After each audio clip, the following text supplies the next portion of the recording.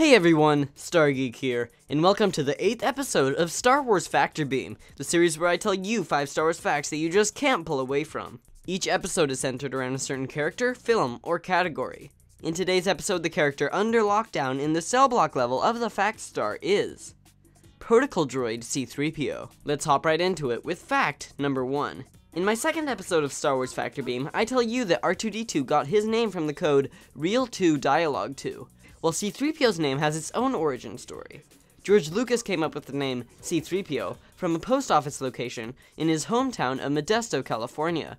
On a map of Modesto, Lucas's local post office was located at reference C3. Therefore, C3, the reference point, was used in the beginning, and PO, which abbreviates post office, was used in the end. C-3PO will always be known as your friendly postal worker. Fact number 2.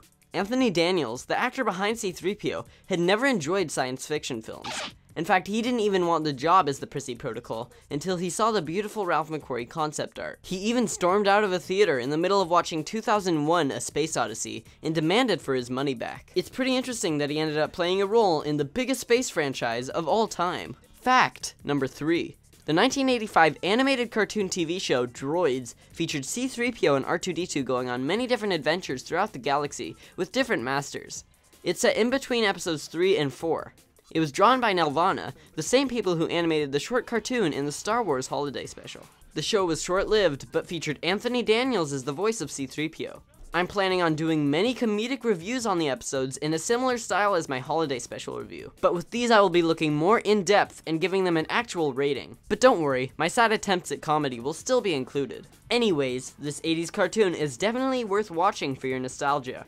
Or nostalgia. Fact number 4. Anthony Daniels actually had a slight panic attack while filming this scene with Salacious B. Crumb. He says he has no idea what happened, as it had never occurred before, but he just needed to get out of the costume immediately. He was fine after that, but it's a small story that not many know. And finally, fact number 5. My favorite Star Wars character actually gets the very first line of the saga, along with the last. That's right, in episode 4, the first words uttered are by Goldenrod himself. Did you hear that? They shut down the main reactor. We'll be destroyed for sure.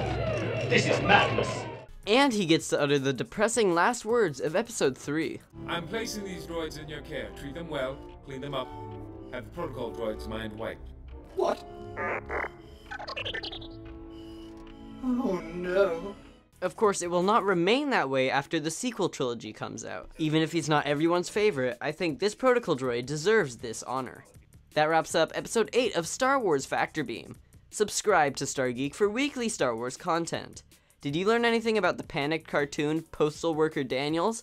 If so, put it in the comments below. You can go check out my Facebook page linked in the description below, as it really helps me out when you like my page. If you go over to the page, you will get daily news on Star Wars Episode 7, Star Geek episodes, memes, and even video games. Try clicking on the screen to subscribe, and click on the link to the left for my last video, where I tell you things the prequel trilogy did better than the originals.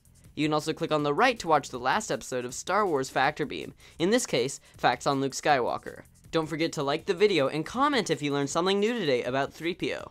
Until we meet again in a galaxy far, far away, this has been Star Geek.